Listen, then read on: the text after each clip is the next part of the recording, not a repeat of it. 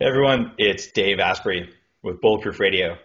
Today's cool fact of the day is that fingers and toes with nerve damage don't wrinkle when you put them in water for a long time.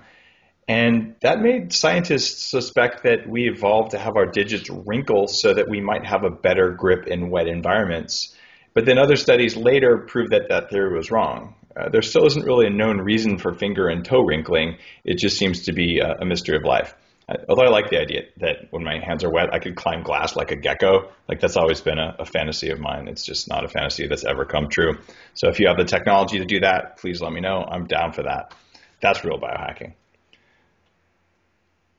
Before we get into the details about today's guests, I want to make a special mention to Joseph Tucker, who's 11 from Santa Clarita, California, and just sent me this long letter about what he's doing to make himself bulletproof and to be more resilient. I love hearing that stuff because honestly, the earlier you start, the easier it is and the less remedial work you have to do. So Joseph, thanks for email. Actually, that stuff really inspires me, and I hope you can make it to the conference because you got a free ticket, buddy. Now, today's guest is founder of the Underground Strength Gym, the creator of the Underground Strength Coach certification. He's trained hundreds of athletes ranging from youth level to Olympic level. He's a consultant to a bunch of Division I wrestling teams, and he's helped tens of thousands of men and women get better strength, not just like physical strength, but we're talking about body strength, mind strength, and just resilience. And as you know, Bulletproof is really, at the end of the day, all about resilience. You want to perform better, the first and really only thing you have to do is learn how to be more resilient. Everything else is just window dressing on top of a core that's resilient and can take what the world brings it and then bounce back. The other thing that's cool about Zach, his best deadlift was 545 pounds, which is like a lot. And on top of that, Zach's a former elementary school teacher. And Zach, by the way, I should say this is Zach Even-Esh, in case you haven't guessed already from that introduction. Zach, welcome to the show.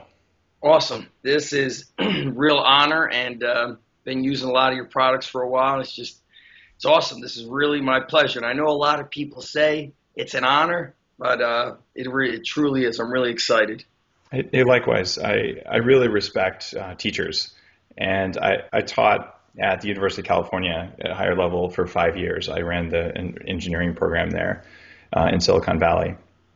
And I've done junior achievement, which is when you go and you teach kids at different ages just for like 1 day a week or for an hour a week. But you go and you give lectures. And you think it's hard to talk to like an audience full of executives or, you know, a group of CrossFitters in Miami at Wadapalooza, and you're there and you just want to talk. But try getting like 8th graders or 5th graders. It's more intimidating, and you can throw Snickers bars at their heads, and then you're like giving them bad food, and it still doesn't make them pay attention. So like you did this for years, like that's the ultimate resilience. So hats off for that. Yeah, those were some of really the most fun times I ever had. That I always tell people, I say I'm always a teacher, even though I'm no longer teaching in the schools. I'm always a teacher, and I've, like you, had experience working at the university level, and I was just at Lehigh University, another engineering school. So it's great. I love being around people and then teaching them in ways that make them more powerful to live a stronger life. To me, that's what it's all about. That's what motivates me. Now, you're you've got that experience, but you've also been kind of your own biohacker since you were a teenager, which is kind of cool. So you placed first, second in your first 3 bodybuilding shows when you were still a teenager, and you won Mr. Teenage Israel in 1994. Yep. So like yes. You've kind of been like, I'm a strong guy forever. And I've spent some time traveling in Southeast Asia and met a whole bunch of Israelis. And as a general rule, the dudes I met were pretty hardcore. Like there were a lot of really fit guys who I'm like, that guy could kick my ass without even thinking twice about it. So you're basically competing against a pretty tough group, I would say, in order to do that. What made you so driven as a teenager to just outperform like that? I mean, a lot of kids don't do that. Right. I kind of grew up in a house where, we immigrated to the country when I was just shy of a year old. And I always remember my parents working. I'd wake up when it was time for school, they'd be gone. They didn't come home usually till the late afternoon, late evening. And my dad, we didn't really have the video games and all that. He always took us outside. That was like our thing, taking us outdoors. And as I started getting older, getting closer to my teenage years, my older brother started getting pretty serious into working out. He would run our dog 3 times a day, and he started kind of acquiring weightlifting equipment. This is back in the day of Soloflex commercials on TV. And it was amazing to see how the commercials and how somebody's appearance would inspire you and make you want to go out and buy those things. So I was reading all the magazines that he would bring home. And back then, this is the time where Arnold Schwarzenegger was the premier action hero. So the magazines were primarily about appearance. They were all about how you look. So the training back in the day that was featured in these magazines had nothing to do truly with performance. There was nothing that said, this is what's going to help you run faster, jump higher, be a better athlete. It was all about looking better. So I followed all the information in those magazines, and what inspired me truly was I was the weakest kid in the neighborhood. If there was guys arm wrestling or wrestling, I was the known loser. And that really fired me up, and I remember the summer before 7th grade, after losing to every kid doing the arm wrestling, I said, I need to get stronger. So I went home that night. It's like 9 at night, and I'm going to do as many push-ups as I can every night. And I was only able to do 2. And I said to myself, this is pathetic. I could do 2 push-ups. So I came up with an idea in my head that all I need to do is I got to get to 20 push-ups. And I added 1 push-up a day. It took me literally a few seconds every day to do my push-ups. 2 push-ups became 3, became 4, 10, 15, 20. I remember once I was able to do more than 20 push-ups simply by adding 1 a day, I started beating kids in arm wrestling. And those were my middle school years. But when I got to high school, even with all the training that I was doing, following the bodybuilding stuff, I did not have the sports skills. So to make a long story short, I experienced basically a lot of tough times through sports. I trained very hard, but I trained the wrong way. And you could train as much as you want, as hard as you want, but if you're doing things the wrong way, you're just not going to get the results. And that was the case with me, both physically and mentally. I had a really difficult time rebounding from setbacks. I was amassing injuries to my knees, my shoulders. So when I got out of high school, essentially I had a lot of regret, a lot of pain from not succeeding. And there was no internet to be known back then in the early 90s, so any information you would get would be from a magazine, which did not have the info you needed to perform at a high level. You couldn't Google anything. You couldn't do those things. So my learning came from pain and injury and setbacks. And, as you know, Dave, you speak a lot about time and hacking and kind of leveraging things. Well, time is the one thing we never get back. It's the most valuable thing we all have. So my, life, from those early years of competing, I live with the pain of regret of not succeeding. And when I got to college, I didn't have an opportunity to compete because they cut the wrestling program. So now when I'm training athletes or when I'm training people, we're trying to get them to maximize their time, maximize their efforts so they don't look back and say, woulda, coulda, shoulda, or I wish I could have. So, this morning that's where I was up at Lehigh University, and all around the world we've got people reaching out to me because they're learning, like they learned from you, that the bottom line is there's a right way and a wrong way. There's a more powerful way to get things done, and why waste time doing it the wrong way? So my passion, my inspiration comes from, that famous quote of the 2 pains in life. You have the pain of discipline and the pain of regret. So I utilize my experiences to, sounds crazy, but I guess that's the teacher in me, to kind of save others and get them to experience success. To me, that's just what keeps me going. It just fires me up. So, people who haven't really seen you, it's hard to tell what you look like. I've got your book here. I read through it, and you tell your story pretty darn well. And there's some parallels there. When I was young and fat, I was around 300 pounds, early 20s, right around that same timeline. Would have been, early 90s. I I was at some coffee shop and I picked up a bodybuilding magazine. And, back then, not a lot of people read those. Like, if you read one, you were kind of a freak. Yes. Um, so, it's changed now. Muscle and Fitness is a mainstream magazine. But back then, it was like, what, you have like a bunch of tattoos and you probably have body piercings. And, obviously you should be like beaten from the back of a pickup truck. At least that's what Manteca was like when I lived in Manteca. So that's Central California by Modesto and Stockton. And when I look at that, I read this magazine, they're like, carbs make you fat. I'm like, well, what the hell? I've been eating all these muffins because I wanted more energy. What's going on with this? And I lost like 50 pounds when I eliminated gluten and carbs accidentally, just because gluten was in most carbs. And it was profound what happened. So that was kind of the beginning of this. Well, wait, like these bodybuilders know all this magic stuff. But on the other hand, there's all these anti-aging guys. And they know all this other stuff. And I got into that pretty early because I'm like, I should upgrade this. My body doesn't work that well anyway. Like I have arthritis in my knees and I'm 14. That's kind of scary. So I started looking at those two things and I realized that there wasn't much overlap. Like the guys are like, I'm going to get big.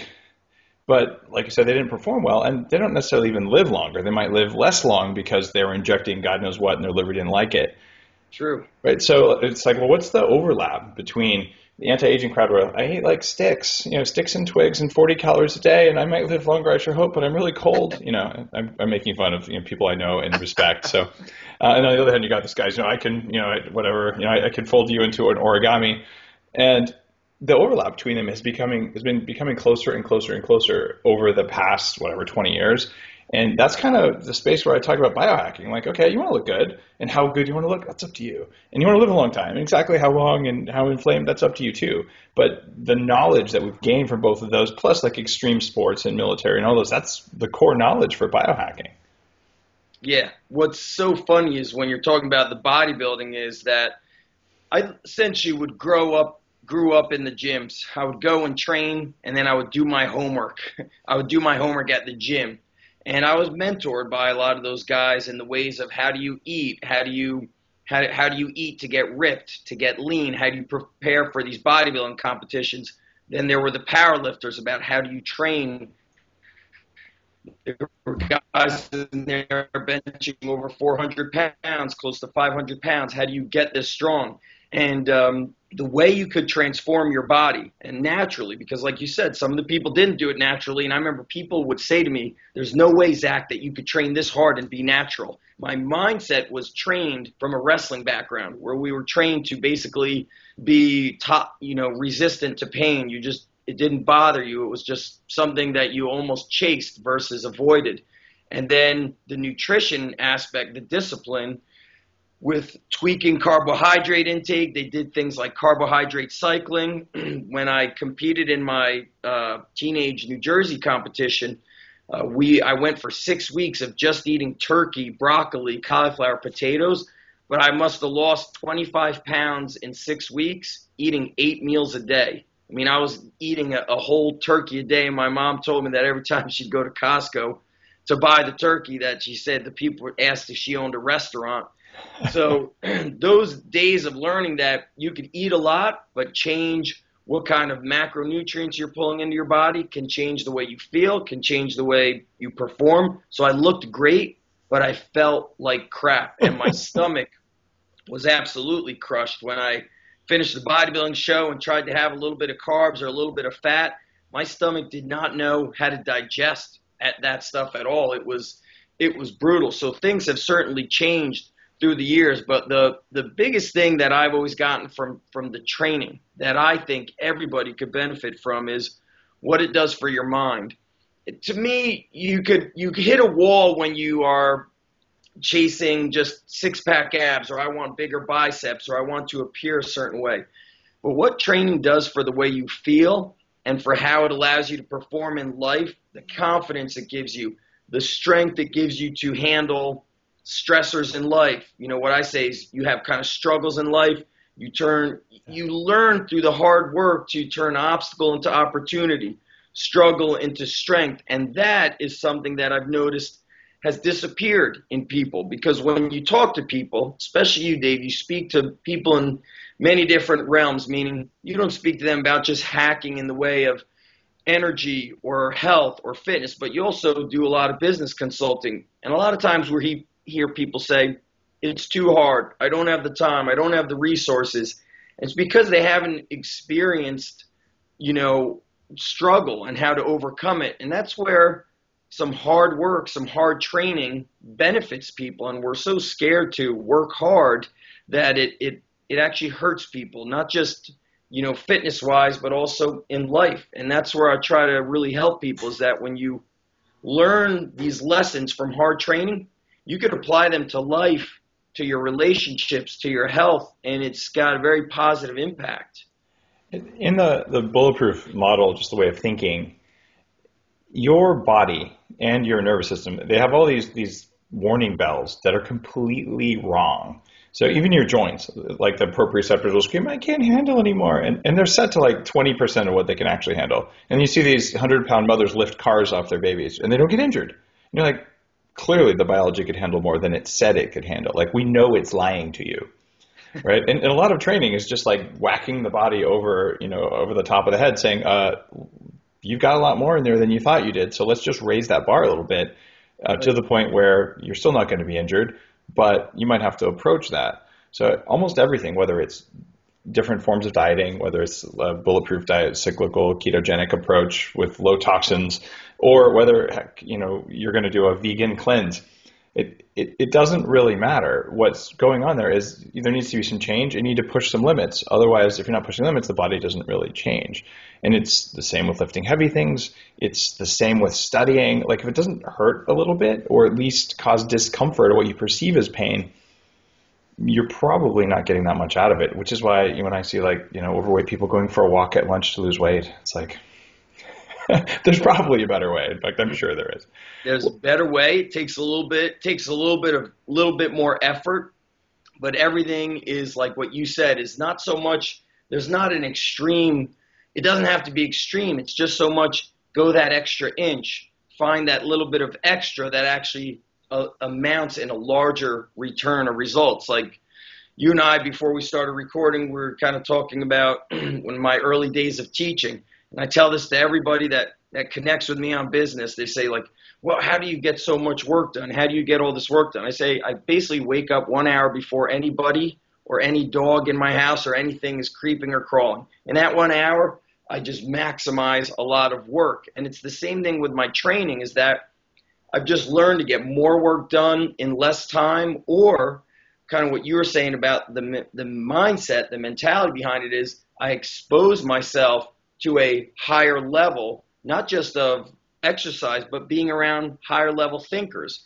For example, when people are going to go to your Bulletproof conference, they're going to leave and they're going to start taking more action with the Bulletproof diet. They're going to start taking more action because they were around higher level thinkers. Yeah. If somebody hung out with a group of Navy SEALs, you would suddenly start questioning yourself, that you'd say, wow, I'm not really working that hard after what they just told me they experienced, and they were still able to do it. And that's kind of the ways I look at things, is that you want to leverage everything that you possibly can, whether it's the people that you're around, you want to learn from them to inspire you more, you want to leverage your time, you want to leverage your resources, and when you find out how to do that, your results, whether it's in health, whether it's mindset, whether it's success in business, life, family, they get that much better. And it's not so much doing a lot more, it's sometimes just do 1 inch more in that same amount of time frame. What do you think about stress inoculation? And for people listening, stress inoculation is something that you would do with SWAT teams and whatnot, where or military, especially special forces. You, like in basic training even, expose people to extreme levels of stress, show them that they can perform at those levels. So then when they are exposed to that stress again, they already have an innate knowledge that they can do that. Is this a good thing for non-combat people, and is it a good thing for kids? It's huge, and it's beneficial in so many ways. This morning I woke up at 4:30 a.m., and when I do things that are quote-unquote challenging, it doesn't really negatively affect me, because I look back all the way to my earliest years. I started wrestling at age 13, and our coaches taught us that hard work is good for you. Hard work will help you succeed. So when I do that, my mindset is that this really isn't that hard.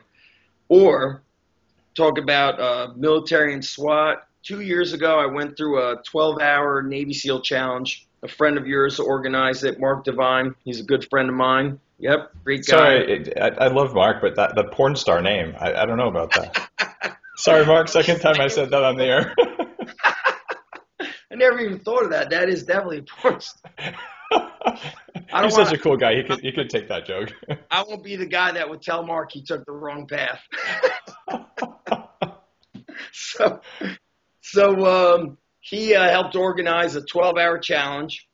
They do longer challenges, but that 12-hour challenge that I went through 2 years ago, it remains like part of my mind and my body, that when things are hard, I kind of go back to the 12 hours of we didn't really have we barely ate that day. We weren't supposed to be able to continue going. I mean, my body was cramping all over, but the body was still able to keep running, doing push-ups, pull-ups, carrying a log. I mean, going in the cold water, it was able to do all those things. So it's important that when you train, you kind of do these optimal workouts, and maybe once a week, maybe even every other week. Heck, it could maybe even be once a month, or as I'm mentioning to you, I went through kind of a tough crucible 2 years ago. Those things kind of remain ingrained in your mind because they're so powerful and effective that they carry you on. Now, should younger kids go through these things? They don't have to do a 12-hour challenge, but what if younger kids in physical education go through a little bit more of a challenging routine? A lot of things in physical education is we have them waiting on lines. We're afraid if they keep score. When I was a teacher, one of the kids fell off of the monkey bars, and the first thing the principal said was, "We're removing all monkey bars." Oh, good God. Right. Another kid had gotten injured during recess. Our school did not have a field in the backyard, so the police would block off the street. The kids would play. A kid fell down, got hurt, and then from then on, the kids were not allowed to run. So what we're doing is, wow. I don't want to harp, or I hate doing that kind of preacher thing, but we all know that when you stop taking risk and you kind of ingrain yourself in fear, you become so scared to do anything daring or anything worthy of accomplishment in your life that you become what I call, quote unquote, normal, quote unquote, average. You're a clock puncher. You're going to go to work and you're going to do exactly what's on the, job requirements. You're not going to stay late. You're not going to come in early. You're not going to go above and beyond. You're not going to try to climb the ladder. You're not going to try to have more an impact. You're going to keep everything, the same. You're just not going to try to live a great life. And I think when we challenge ourselves, you build an inner confidence. Some people call it an inner warrior, a warrior spirit, but you simply build a confidence that you are capable of doing greater things in life. And I think to take that away from kids it's scary, because we don't want to have a future where kids don't believe in themselves, and even adults. We see it today. They lack the confidence to want to share their skills, to share, a gift that they had. And that was a big thing for me. I was extremely shy and scared of the world when I was young, but I felt very confident in the gym. I felt comfortable, and I felt in my realm when I heard weights dropping. And when I got to college, I remember I was terrified to speak in front of people, but I enrolled in the health and physical education, which meant all of my classes were going to have a lot of presentations, standing up in front of people. So I just started taking a simple risk, doing that 1 inch more. So anytime it was an opportunity to present the project, I raised my hand first, because I said to myself, you need to get used to being a little bit nervous. And then I found myself harnessing that nervous energy, and I started getting just not nervous speaking in front of people. And today I could speak in front of several thousand people, and I have a little bit of nerves, but I'm not sweating. I'm not freaking out. I'm extremely calm. I don't look off of really bullet points or PowerPoint. I'm able to just go. And when you face those fears in life, regardless of the age, they stay with you. You become stronger for life. And that stuff, it's one of the biggest gifts in the world, because that's what allows people like you and I, or some of the people, all the people really that you interview on Bulletproof Radio, if they never harnessed fear, if they never challenged themselves, what would they do? They wouldn't be out there writing books trying to inspire the world. And that's why it's okay to harness. I just simply say, get comfortable being uncomfortable. It's just little things. You don't feel like exercising that day? Do 5 squats, 5 push-ups, and you just broke through. It doesn't mean you have to work out for an hour. Do something little to break through, and those things add up. So I'm down with everything you're saying, but I want to tell you a story. When I was a young man, I had 3 knee surgeries. Funny, we have that in common too. And after the last one, or second to the last, after the second one, they put a screw in, and it took like a long time to heal, and it was just horrible pain of getting a screw in your bone is something you really don't want to do. And so I worked out 6 days a week, an hour and a half a day. I'm like, I'm going to lose this 100 pounds. Like I'm going to do everything in my power. And I ended up, pushing myself. I totally whacked my adrenals. I never did lose the weight, even though I got strong and fat. I was still fat. And my health actually wasn't that good. And finally, the first time I decided I was going to go do something fun that might expose my knee to risk, I played laser tag, and I blew my ACL and damaged the cartilage again and went back in for my 3rd surgery. And I'm like, so there's a certain point where you're like, all right, you want to teach people discomfort. Like, okay, I'm comfortable being uncomfortable. I know I'm safe. I know I'm not going to die at some neurological level, so my biology will behave. But especially when you're a teenager, and especially if you're a teenage boy, you are basically almost wired to blow out all of your joints and tear all of your muscles and run your head into brick walls over and over, because you're going to push your limits and you don't know where they are yet, because how would you know, right? The limits you had last year aren't the limits you have this year. So you're seeking the edge. How do you keep kids from just injuring themselves the way I did? Kids have to be strong. When your body gets hurt, your body has basically ways of telling you you're doing too much. This isn't right. And there's times where you break through, and then when you do it the wrong time, you break down. So like you mentioned, I've also had 3 knee surgeries, and it's from the body being trained the wrong way and trained beyond what your body's ready for.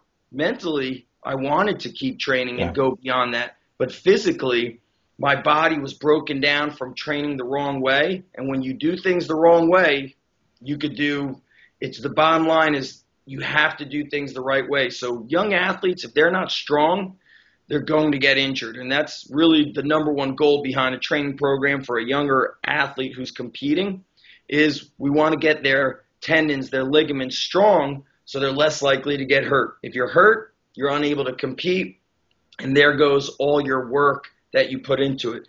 Kids nowadays, I feel bad for them because there's so much stuff for them to be kind of inundated with. Back when you and I grew up, there was nothing except, a few magazines that were wrong. Now, there's so much information out there, they don't know what's right, they don't know what's wrong, they're being pulled in a million and one directions. Younger kids need a lot of basic work. They need body weight exercises. They need to learn basic, gymnastics, so they have body awareness.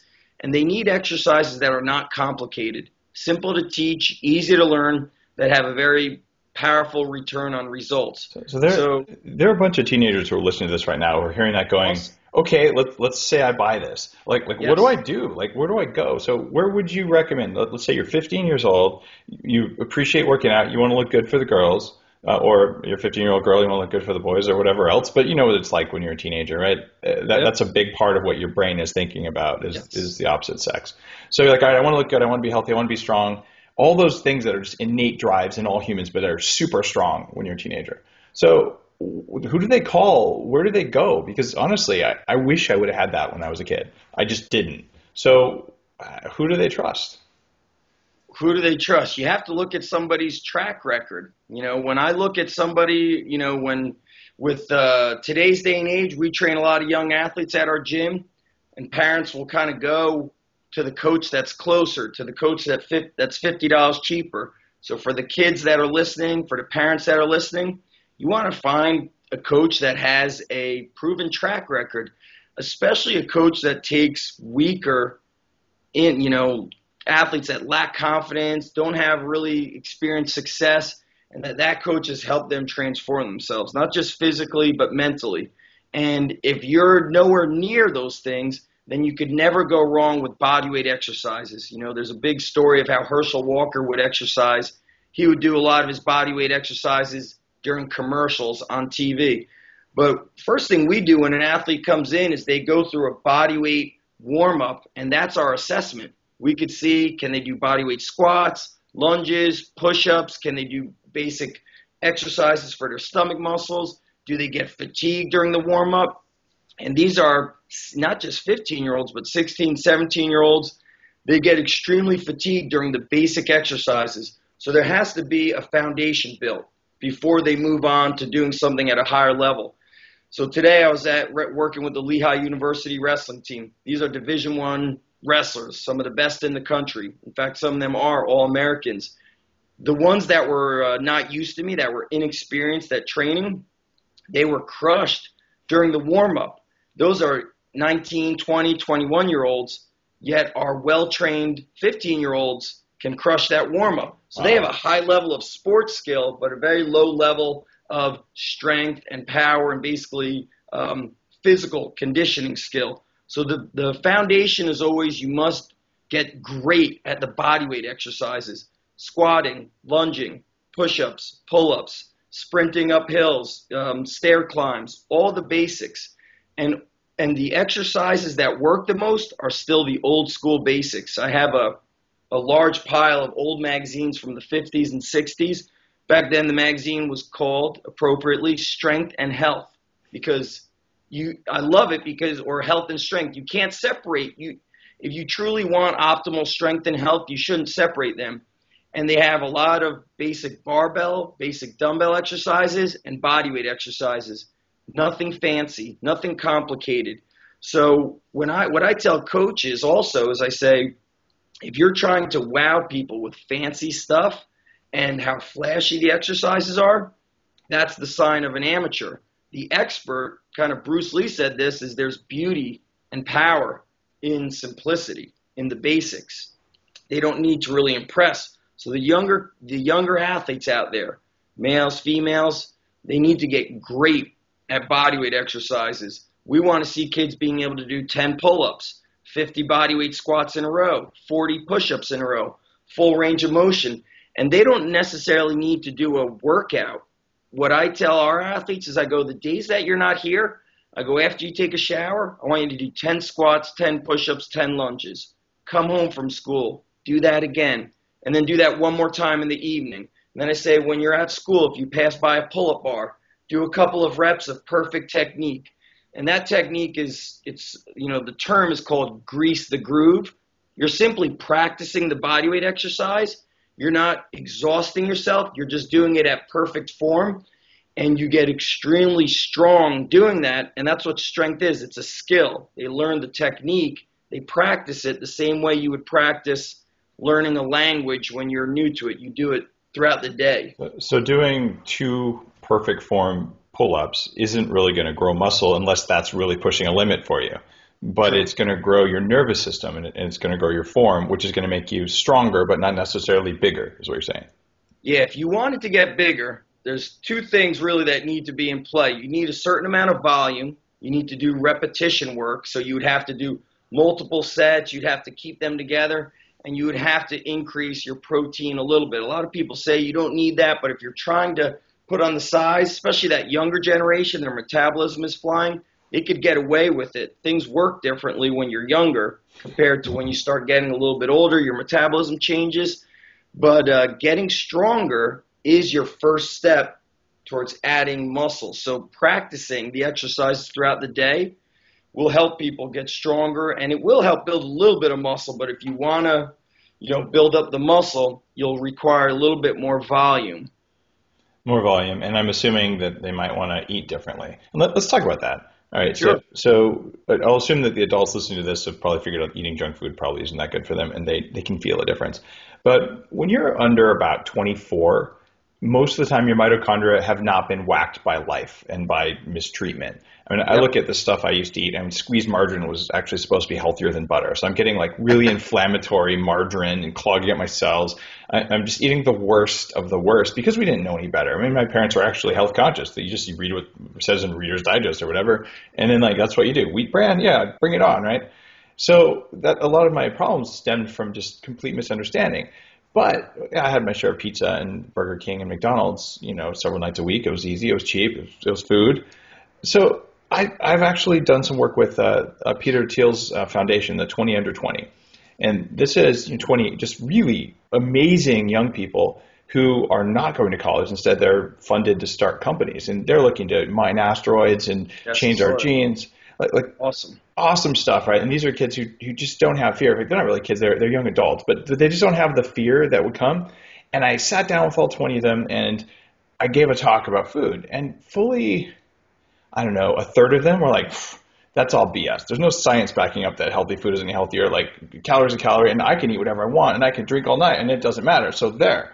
And then other ones like emailed me later, like, Dave, I can't believe my brain works. I can focus all day. Oh my God, it's amazing. So people would try it, they wouldn't try it, whatever. But that natural ability to just like, basically, you can probably eat motor oil when you're a kid. What's your advice or what's your take on that? Why is it that way? And what should young people do when they want to remain vigorous and strong, or even get stronger and vigorous? Like, what's the basic rules that you would say give to a coaching client? I love this question, and then I'll follow it up with how I changed things when I got into my mid-20s, and you'll love it because it was a hack of how my body changed in probably a week. So the first thing I do is I don't go extreme with these younger athletes. And when I say athlete, I look at everybody. I don't say you're competing in this sport, you're an athlete, you don't compete, you're just an entrepreneur, or you're a mom, dad, you're not. I look at everybody as an athlete, the whole picture.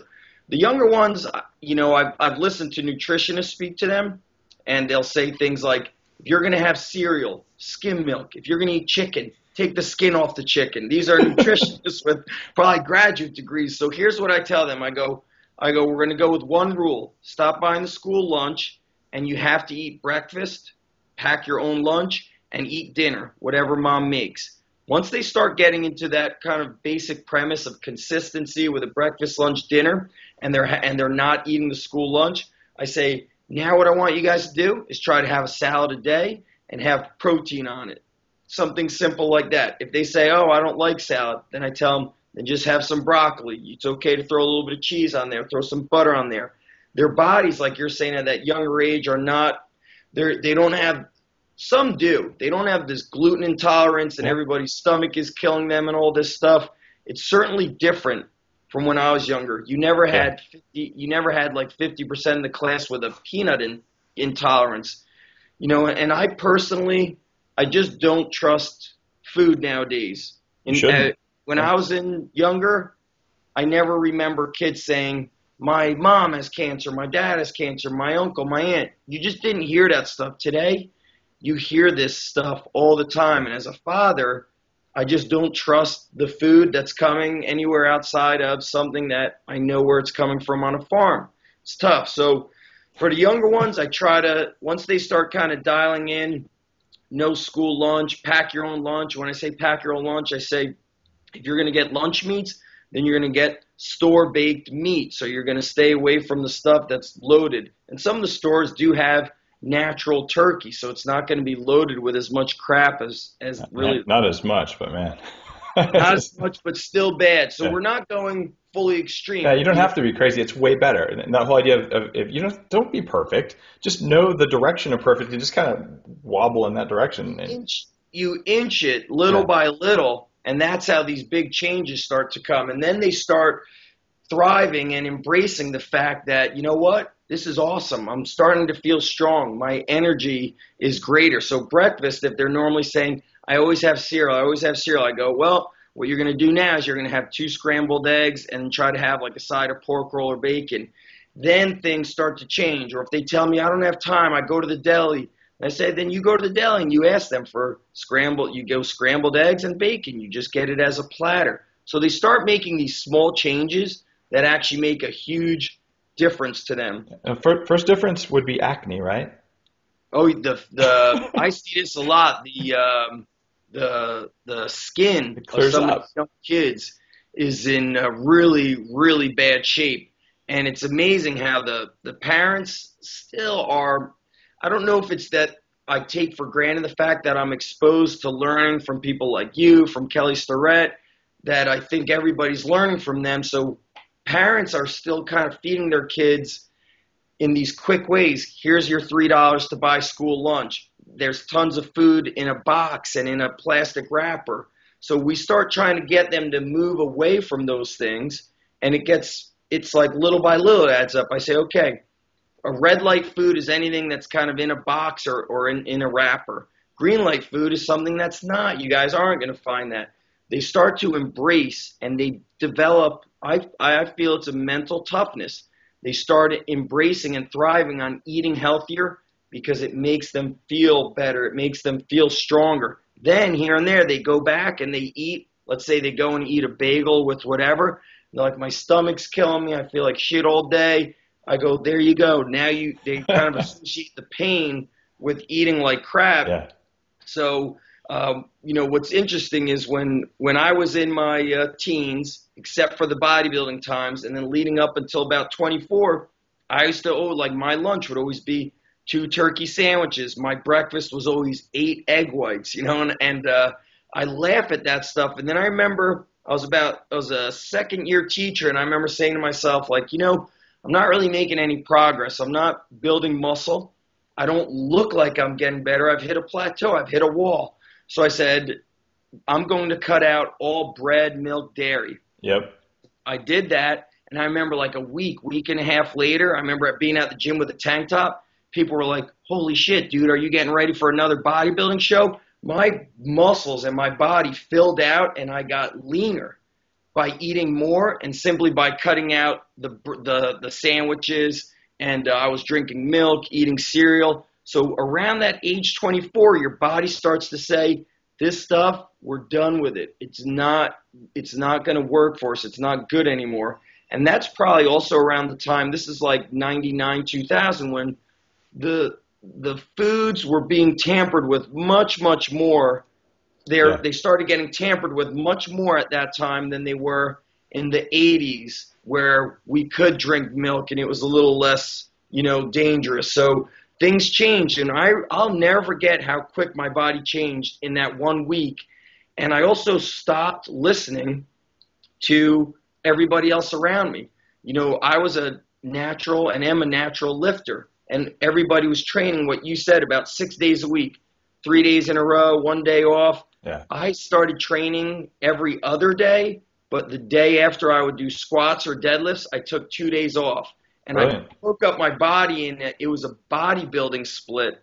So a lot of people listening, if they're CrossFitters, they don't do that. But I was training my whole body once every 9 to 11 days, and I was getting stronger. And I'll never forget the gym owner. It was at a pretty high-level bodybuilding gym. I remember he passed me by, and he said, holy shit. And I said, you know what I stopped doing? I said, I stopped listening to everybody here. I said, I always noticed that on the second day, my motivation was a little bit down to train. So I said, I will only train when I feel like it. So train a day, take a day off. And then anything after like a squatting or deadlifting day, I took 2 days off. And I remember people were like, how big do you want to get? And I said, I don't really train that much. I was getting my most gains. And that's called auto-regulation, meaning some people could handle high volume of work, high stress. But if you're not that kind of person, then you want to learn to work to what your body needs. And that takes time. That's like being your own scientist. That takes time to learn. But you basically want to leave the gym before you're done. And that goes for the younger athletes listening, to the CrossFitters who tend to beat their body up. Don't be afraid to rest. It's kind of a thing that we don't like to talk about, especially, me with my background and going through the Navy SEAL experience and having that wrestling background. But a lot of our athletes train twice a week. Some of them train 3 days a week, and we've got kids that are going to Division I schools. They're being all-state, all-American amongst thousands of competitors, and people would assume they train 6 days. And what we do is we train 2 days a week, some of them 3, and I match the training according to their personality trait. If they're aggressive, I move more hard work with them. Well, so if you're listening to this, whether you're a young person in school or you're a busy adult doing whatever it is you're doing, if your assumption is that you're a good person because you're working out 6 days a week, like I certainly changed my habits. What you want to actually work on doing is recovering 6 days a week. And yeah, you can exercise on the same day you recover, but the more exercise you have, the more recovery you need. And if you exercise really, really hard 2-3 times a week, then you're going to spend the rest of your time like, all right, what do I do today to recover? Do I meditate? Do I eat more? Do I get more sleep? And it's kind of amazing what you can do. The hard part, though, is, all right, let's say you're in a high school sports thing. At least if I remember when I played soccer back in the day, we had practice, I think, every night or 4 nights a week or something like that. And then on weekends we had games. So I was getting, 5 good hours of exercise there. Yes. Our PE coaches and college and high school level coaches sabotaging themselves by over-exercising their kids or by pushing them too hard? If we wonder why, like, the rate of ACL injury tears, especially amongst girls, has risen something like 400% in 10 years. Now, why are kids getting injured more? In a nutshell, for the parents and coaches listening, nobody cares if Johnny's a state champ or the Little League champ at age 7, 10, 12, or even 15. There used to be no terms, I always say, back when you and I were young, there was no such thing as Little Leaguer's elbow or tennis elbow. Today, we have baseball in the fall, baseball in the spring. We have basketball year-round. We have all these clubs. But the most dominant, sports and the most dominant athletes, especially from the 70s, 80s, and 90s, were a lot of the overseas athletes because they built up a foundation. They did a variety of sports. They did gymnastics, weightlifting. If you were a swimmer, you still did gymnastics. You still lifted weights. If you were a wrestler, you were out during the winter doing cross-country skiing. You play all different sports. But today, we don't do that. If I was a coach running any, especially high school, when you do the 6 days a week and you're competing, I would have training that would go high intensity, lower, up and down, up and down. Before a big event, we would deload and do less training. And that's basically the art of coaching. So yes, harder, harder, harder, it beats them up. And what happens is they burn out before it's time to compete at the end of the season, when it's time to try to qualify for championship events. There's a method out there called the high-low method, where the Russians popularized it, where you never train hard 2 days in a row. And if you consider that workout medium, it gets categorized as high. So you would go high-low, or high-low, day off. And here's a real interesting story. If we wanted to really go at an extreme of the other end, a kid came to me. I had known him since he was younger. He was burnt out with wrestling because it was all the time. He didn't even want to wrestle senior year. He was a very high-level wrestler. I said, do me a favor. I know what everybody else is doing. They come home from practice. They go and run 3 to 5 miles. They go to the wrestling club. I mean, these kids are putting in about 24 hours of training a week on top of starving themselves. So I said, here's what you're going to do. Yes, it's insane. I said, go to practice. Don't run. Don't go to a club. I said, come and lift here. Have you in and out in 15 to 20 minutes. He did that before the middle of the season tournament. He didn't train. And then at the end of the season, there's about 2 weeks during the qualifying tournaments, he stopped training. Each workout would be 3 exercises. We'd warm up for a few minutes. We'd train hard for 10 to 15 minutes. Then we'd cool down for 5 minutes. And he's got the record at the school for the most wins. He took 4th in the state. But if I would have said, you need to train harder, you need to train more, you see, he was already exhausted. For him to get stronger and more explosive and more confident, he had to feel better. And the way we did that was by training less. And sometimes the parents are confused because they're like, oh, we're paying you to train him for an hour. I say, training is done when it's done, not, train longer, train harder. When I was in graduate school, I trained twice a week. I would train Tuesday and Sunday because those were the only days I could sneak in a workout. And I was getting stronger. And I remember saying to myself, how little can we do to just like maximize the training? And that, all those experiences taught me how to train people in these manners. So should a coach push people 6 days a week hard? What a coach should do is they should train year round using body weight workouts, basic free weight exercises, but they should have high, low. Every probably 6 to 8 weeks, give them a week off so they're excited to come back and to want to come back and train. During the season, what you need to do is pay careful attention to when the games and the competition is, and don't always do 2.5 hour practices. Maybe one day is an hour and a half practice. Maybe the next day is 45 minutes of just light skill work. Maybe the third day could be off, or it could be a very hard day, but you're going to go kind of up and down with those intensity levels. That's the art of coaching, and coaches have to educate themselves. They need to get away from the old school ways of thinking. There's a lot of egos with coaches because they're afraid that somebody else is going to come in and change things. But here's the bottom line. As a parent, I'm saying this not as a coach and as a teacher, but kids don't get to go back for a second chance to live their potential. A lot of athletes don't compete in college or beyond. Some of them, thanks to guys like Joe DeSena doing Spartan Race and all these competitions, we can go back, but there's something about those earlier years, and the best way to do it is to train and treat all those athletes as individuals. And how will you get there? If you genuinely care, you will research. You will listen to the Bulletproof Radio. You'll listen to the different coaches. You'll go out and find ways to treat all these athletes differently. So, today while I'm training that Division I wrestling team, this guy needs mental toughness work. He got a little bit of a different training protocol. This guy, he doesn't need the intensity. He doesn't thrive on that. So he gets a little bit more of a calmness. And there's a lot. Everybody's different, so training has to match personalities. It has to match their physical preparation. So kids are getting hurt because they're being put into all one program, and that's not going to work for them. It's just going to work against them. I sure wish that I'd had some of this knowledge when I was a young man, and the same with the stuff that I write about. When I started blogging, maybe just 20 people will not go through all the pain of all the knee surgeries and all the inflammation and being obese and all that stuff. Maybe just a few of those would be helpful, and I'm amazed how many people actually care about this.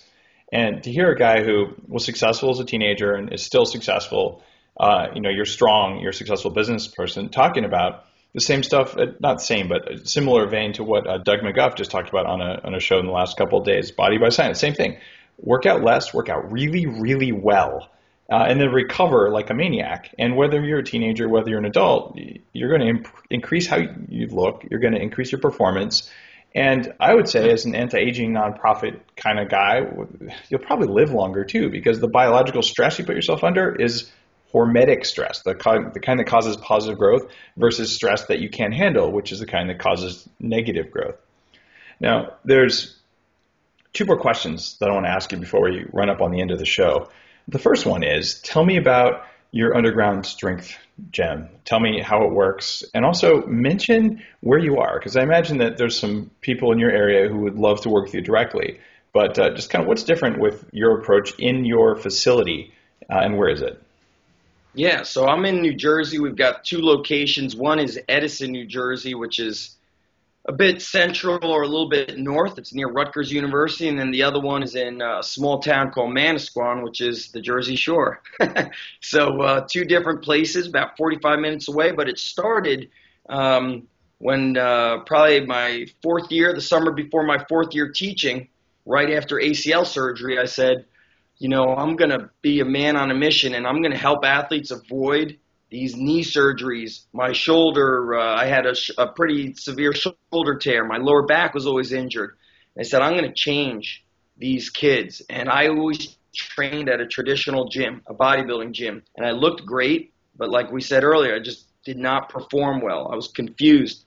Why am I always tired? Why am I always injured? Why is my mind, always, can't fight back against these fleeting thoughts of when I'm fatigued?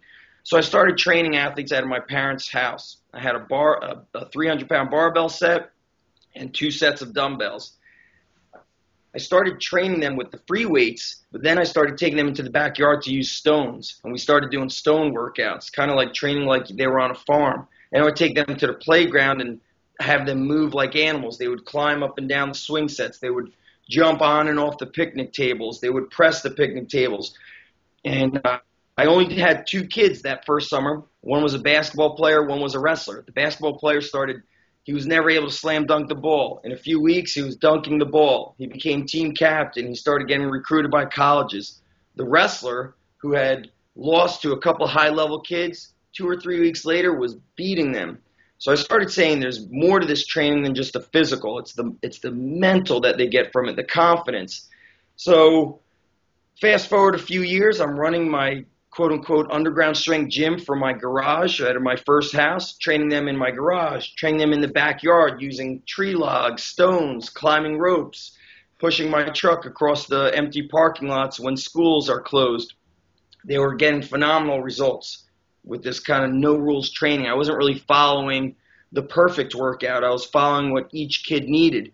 And that progressed and evolved into the first underground strength gym, and it's got all different training tools, but it's not so much the tools, because now I opened that first gym 7 years ago, the first warehouse gym.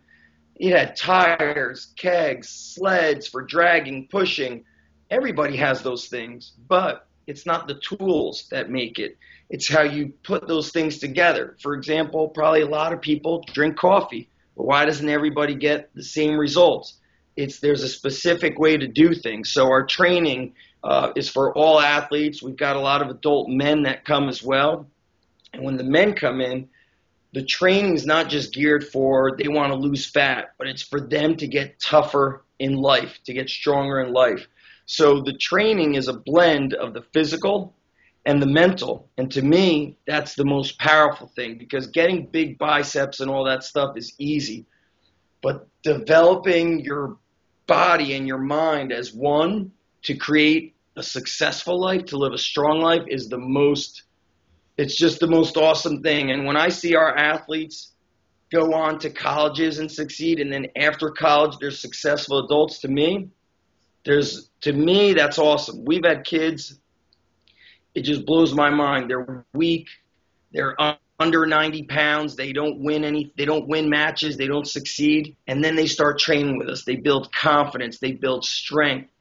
And then that's like their parents cry. Their parents cry because they see the success that their kid have. When I see that, I say to myself, that's why I do this. I work with a lot of high-level people, Dave. I work with Division I athletes. With the book coming out, I'm going to be working with some pretty high-level military. And people always ask me, you've got this thriving internet business. You've got you're making a lot of money doing these things. They say to me, why do you have a gym? I live for that. I live for helping the kid that was weak, that never won, that doesn't succeed. To me, my goal one day is all this internet and all the seminars take off to a point where I just train all these kids for free. Yeah. It becomes their safe haven where they're able to come and train with me for free, because there are certainly some people that can't afford to do it. And to me, the biggest thing is the changes I give to this younger generation. That's what I love. In my experience, all the most successful health entrepreneurs, they're not motivated by money. It's about how do I help the most people. And it's funny, if you can afford to fly somewhere and give a talk, it helps you to help more people. Sure. So it's one of those things where you're working to change the world to make it better. And all the people that I admire the most are motivated that way, about helping others, not about, give me another buck here and there. It's not what it's about. Change. So, it's just powerful. So now we're running up on the end of the show. So give people your URL. Your book looks something like this, right? Yeah, if you're watching on YouTube or iTunes, you can actually sort of see it. I'm holding it up here. And it's a good book. You tell the story, too, about how you went from the serious, how do I have big muscles to how do I function well. and you've had amazing success in training people. So what's the URL? And then I'm going to ask you the final question. Sure. The URL is undergroundstrengthbook.com, or you'll probably have a link below your video. Yep. They could check that out, and they could find that. And also, I'm easily found on social. Awesome. On any of the social networks. And the final question, since you listen to the podcast, you've probably heard it, but your top 3 recommendations for people who want to perform better at everything, not just picking up heavy stuff or kicking ass or whatever, but Yes. you want to perform well everywhere in life. Yeah. What are they? So these are like the top 3 hacks. Number 1 for getting stuff done is wake up an hour early, or set aside 1 hour of time throughout the day where there's just no one or no thing can interrupt you. And I learned that a long time ago when I heard Dan Kennedy speak about a very successful entrepreneur, and he said that man said that his most powerful part of his day was when he would escape and he would go to some little shack that he had somewhere near a river, and he would play cassette tapes of, he called it head trip stuff that was that would get, like Napoleon Hill, stuff that would get his mind in the right place. So have an hour of your day that is for you, whether it's to do work or to work on your mind, work on your body. Give yourself that hour. For me, I wake up an hour early and I get a ton of work done. Number 2, and this has been spoken about a lot with you, is that things change when you start to get a little bit older, and you should really value sleep. And there's certainly times, like during this stuff with all the book, where I'm not sleeping as much, and it takes days to get back into that groove to be able to be high functioning. And number 3, this one is sometimes tough for people, but it's who do you surround yourself with? You could hack your way, into surrounding yourself. Going to the Bulletproof conference. Last weekend, I held a mastermind up in Vermont at Joe DeSena's place. We had 15 coaches. 2 of them were Navy SEALs. And in those 2 days, people's lives were changed because of who they surrounded themselves with. When you're around people that think kind of what we spoke about earlier, like normal, you start to feel awkward when you're pushing to achieve high levels of success. So hang around people that are high-level thinkers, and if you can't find those people, then what you do is you leverage it by listening to podcasts, reading powerful books, things that will inspire you. Some basic things that I always do is, since I was in my early 20s, I always set a goal. I said, you're going to read 2 pages every night. The first book that really changed my life was Tony Robbins' Awaken the Giant Within. And saying read 2 pages every night is like saying floss 2 teeth. You continue reading and you go to sleep with powerful thoughts versus going to sleep with stress or being unhappy or unsatisfied. So my 3 things are, taking care of the sleep, controlling who you're around, and if you can't control the people you're around, control the information that you're taking in through books, through podcasts, and have an hour a day to give yourself the success. Hour in the morning, getaway, midway, during your lunch. I always did that once I started learning the power of this. So when I was a teacher, I rarely went out to lunch with the other teachers. I worked, or I listened to motivational things. I would listen to The Secret over and over again, and it put my mind in a powerful place because I was surrounded by people that would say, you're working too hard. Stay here. You need this. You need that. You need health insurance. They were kind of, you're in that normal realm, and it helped me expand my way of thinking, and that will help people succeed at a much greater level. Great advice. Thanks again. It's great to have you on the show, Zach. Once again, Awesome. everyone, Zach Even-Esh, and I look forward to meeting you in person one of these days. Yes, absolutely. Thanks, everybody. Thanks, Dave. One of my favorite sources of protein is upgraded collagen protein. This is a pre-digested form of collagen that comes from grass-fed cows.